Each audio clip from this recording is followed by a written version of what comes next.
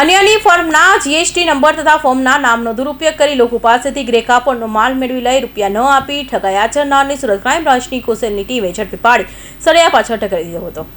Surat police commissioner તથા સંયુક્ત police commissioner crime અને નાયબ પોલીસ કમિશનર ક્રાઇમ તથા મદનીશ પોલીસ કમિશનર ઇકોસેલ દ્વારા ક્રાઇમ બ્રાન્ચમાં દાખલ થયેલ ફરિયાદના આરોપીને ઝડપી પાડવા આદેશ અપાયો હોય, જેમાં આરજે એન્ટરપ્રાઇઝના જીએસટી નંબર તથા ફોર્મના નામે અવધ ટેક્સટાઇલ માર્કેટ 2માં દુકાન તથા કુબેરજી એમ્પાયર ટેક્સટાઇલ માર્કેટમાં દુકાન ભાડે રાખી ફોર્મના માલિકનો જીએસટી નંબર તથા ફોર્મના નામનો દુરુપયોગ કરી તેના થકી વેપારીઓ પાસેથી ગ્રે કાપડનો કરોડોનો માલ મંગાવી તેના રૂપિયા ન આપી ઠગાઈ આચરાઈ હતી।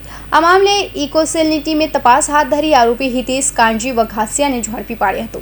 તો આ ઠગાઈ મામલે અગાઉ પંકજ ઉર્ફ સંજય માખીજા અને દીપક શંકરલાલ ચંદાણી સિંઘીને પણ પોલીસે ઝડપી પાડ્યા હતા। હાલ તો આ મામલે વધુ તપાસ ઇકોસેલે હાથ ધરી છે।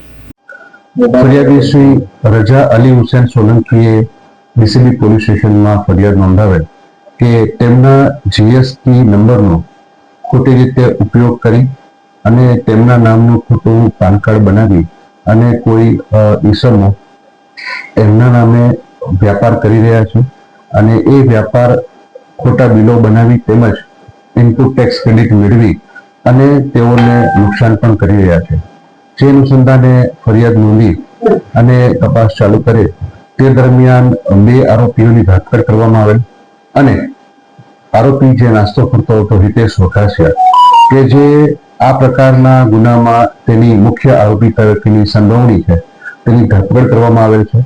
હાલ રિમાન્ડની કાર્યવાહી ચાલુ છે। ના, એ લોકો એકબીજા સાથે કોઈ પરિચયમાં નથી।